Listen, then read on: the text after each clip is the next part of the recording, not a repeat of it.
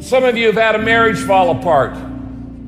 Some of you have been disappointed in a dream, in a desire, in a goal, in an ambition. And things just haven't worked out the way you wanted them to. At some point, everything's going to go south on you. Everything's going to go south, and you're going to say, this is it. This is how I end. Now, you can either accept that, or you can get to work.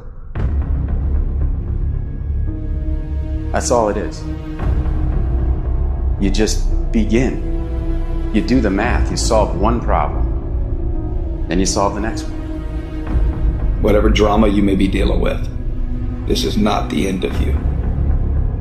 No matter what it is not the end. You can't quit now. And the only way out is through. That's why a bunch of us give up so much in life so quickly.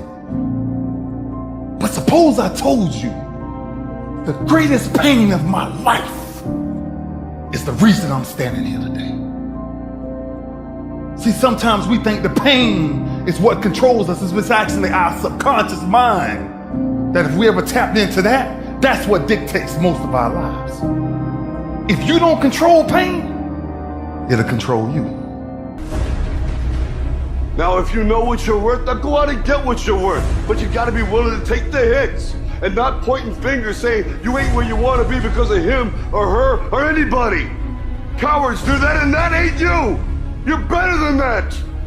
You need to hear this loud and clear. You need to get this in your spirit, because I don't know what you're walking through, but some of you right now, you are in a tough season. An event has happened and something's happened, and maybe you have failed. But I want to remind you that failure is not final, it's formative.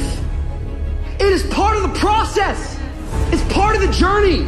Your failure matters as much as your success. How do you think you're gonna grow if you don't ever fail?